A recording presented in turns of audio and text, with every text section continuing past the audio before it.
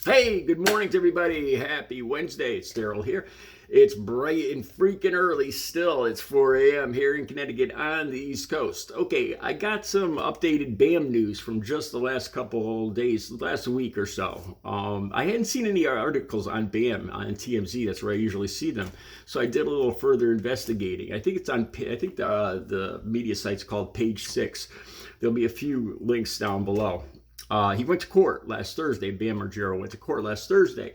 He was arrested. One of the last videos I did, he was arrested for public intoxication and disturbing the peace. So apparently he had to go back to court again for that.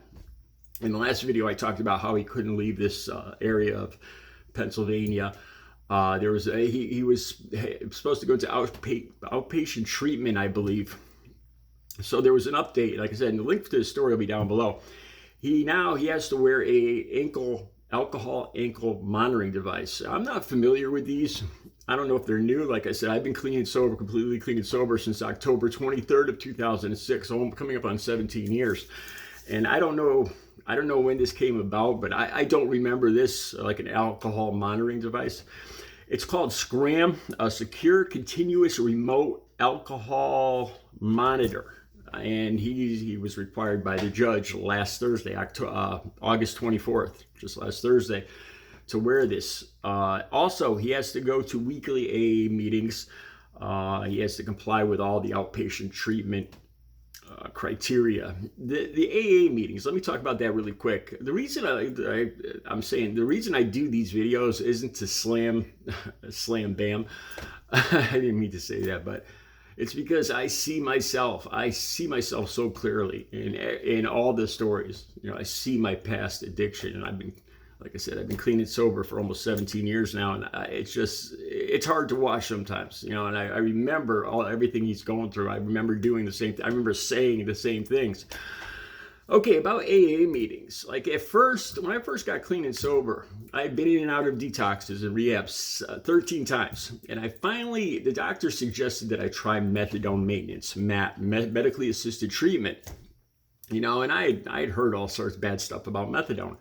My sister used to drive people, she was a driver, and she used to drive people to one of her tasks was driving people to the methadone clinics at one point, and she just had some really bad experiences. So even me as an addict and my family didn't have a good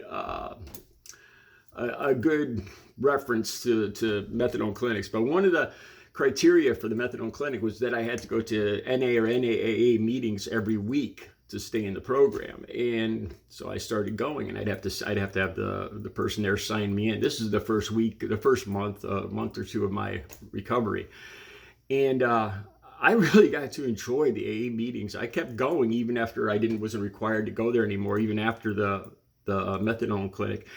And I went there for years. At one point, it's a big meeting that I was going to. It was an AA meeting. I preferred AA meetings, even though I was mainly an addict, because I found them less judgmental, especially about methadone. Some people can be very judgmental about methadone maintenance, and my theory is I don't judge anybody else's recovery. As long as if it works for somebody, then that's great. But they were less judgmental, the AA groups, and it was about a 50-person, 60 people. It varied every week, but it was a big group.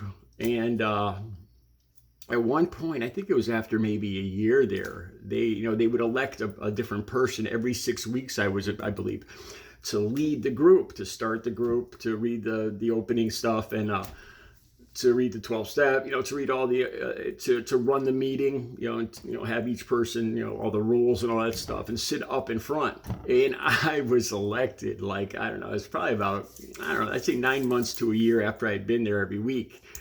And I was terrified, I was sitting in front, public speaking, sitting in front of all these people. They're great people. I haven't been there because I've been so busy. I've been gone to meetings in a while, and I mean to go back because it is a fellowship.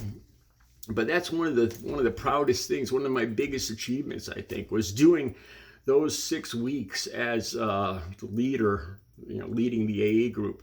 I did the whole thing. I did it for the 6 weeks, and it was an accomplishment I was very proud of. Okay. So I used to wear the monitor, and go to AA meetings. Okay, the next article is about Brandon Novak, his previous co-star on Jackass. And he says a few things, and it reminds me again of my recovery, Brandon, because Brandon's been clean and sober for, I think he's been clean and sober, for 8 years. And he hasn't seen Bam or talked to Bam in all that time. And there's a few things he says that I can relate to. He says, I'm praying for him. He hasn't seen him in 8 years. He's a sick man, as I once was, so I understand where he's at. I just hope he finds the willingness somewhere in his journey to buy into suggestions that can make his life better.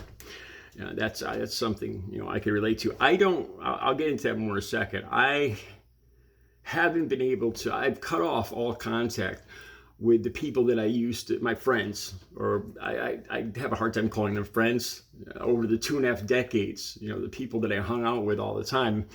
And even the people that are clean now, because some of the people got clean just like me, and a few of them are actually counselors now. And not because of them, but because of my own triggers, I don't talk to them at all anymore. I'm not friends with them on Facebook. I don't talk to them on the phone. I stay away from them. And there's a reason for that. And it's one of the hardest things I've had to do, but I'll tell you about that in a second. Okay, this is what he says. He says that he's kind of in a different place than I am, and I'm waiting for him to become ready and willing. Then I'll be there. And that is so cool. That's not something I could do, but that's so cool saying, like him. He says we, and I don't know if he's referring to him and like Steve-O and the other Jackass co-stars, but okay. And then he goes on to say, until then, we kind of live 2 separate lives for the moment, and I could totally relate to that. There were several instances, like I had to cut off all contact with the people that I used to. Some of these people I went to concerts with. Some of them were girls I dated, kind of like a friends with benefit kind of thing. And, these are people I hung out with for 15, 20 years of my life, at least. And I just cut off, I found I had to cut off all contact with them.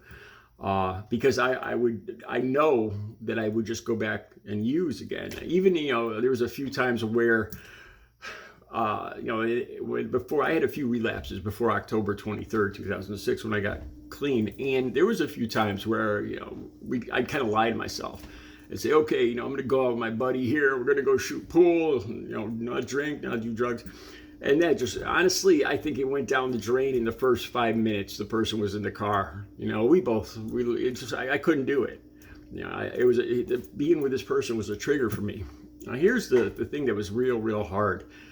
Like I said, a lot of these people that I used to party with for years, decades, and that at the time I considered them some of my best friends that I dated, some of the girls I dated. One of the girls became a counselor, and she tried to find me like after she got clean and everything, and she became a counselor. And I just had to keep telling her that I can't hang out with you. I can't, if she came and knocked at the door and I sent her away, I told her I wouldn't take her phone calls.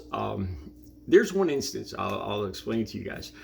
I had just gotten clean. Like I said, I had a few relapses before I got clean for good for the 17 years on October 23rd. That summer, that fall, there's a few, like I'd be clean for about, maybe a month here or 6 weeks here, and then I would relapse for a day.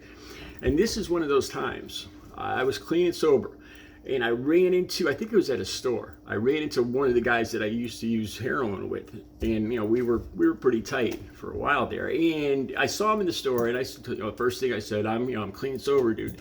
And he said, me too, and he sounded serious, and he needed a ride. Already in my head, I'm saying, how did I go for this? And I said, okay, no problem. Like, he agreed. He says, dude, I'm not using, I won't even talk about it. I just need a ride. I think he was going to work or something. So he got in the car with me, and I drove him maybe 15 minutes to where he worked. And he was good to his word. We didn't talk about drugs. We didn't talk about using. We didn't talk about any of our experiences. He actually talked about recovery, and, he feels better now, and, talking about the good things about recovery. And he got out of the car, and, we got along good. We joked around. He got out of the car and went to his work, and I drove away. And just a few minutes down the road, I started to get that feeling, that rush, that well, I could do this. I could go see one of my dealers. I could make this phone call. Because I was thinking of the way I looked over at him, and as we were talking, he was laughing and joking, and I remember the good times, like his laugh, and there was just something about the laugh, and he didn't do anything wrong, but it was just him as a person. It was a trigger for me. And I immediately turned the direction of my car and went and picked up, and I relapsed that day. And it had nothing to do with him. Like I said, he was good to his word. When we got in the car, we didn't talk about drugs, But this is when, after this incident, I felt, of course, after this one day of using, I felt terrible. When you relapse for a day like this after being clean, the guilt and the failure and the loss of hope is just overwhelming. And I realized right then and there that the people, even if they're clean, the people that I used to do drugs with, this is just my personal experience, that they're triggers for me. Like with this guy, it was his laugh. There was something about his laugh. I can't explain how it psychologically, how it affected me. But, I thought of good times, and it just started that trigger, that reaction, that chain reaction, and before I knew it, I was on my way to the dealer. I had lit the fuse. I've talked about that before.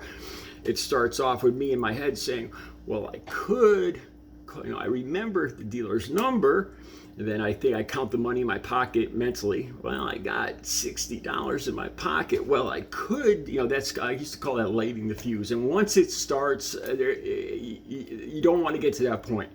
Because once it starts, that's when I turn the car direction of the car, and it's almost a done deal at that point. It's very hard to stop going through with the relapse at that point once you've lit the fuse. I know a lot of you will relate to that, but I found I am not in contact with any of the people that I used to use with, and I could relate to what Brandon's saying. We have different lives now until the person's ready to get in. Even with me, even after people are in recovery, me personally, I've just found that a lot of the people I used to hang with are now triggers for me, and at this point, even now in my life, I'm not willing, even after 17 years, I'm just not willing to risk my sobriety to find out if it's still, if I still have to stay away from these people. I've made a lot of great friends in recovery, and my family and my friends. I've rebuilt relationships from before, from my childhood, like I said, with my family, and I have all the support and friends I need right now. And I hope my past friends or people that I used to hang out with will understand that. It's not them, it's just they are triggers for me. And it's something I discovered that, for my own well-being, I just can't have contact with them. All right, I hope you got something out of this video. The links will be down below. I'll be back later with another video. You guys have a great Wednesday.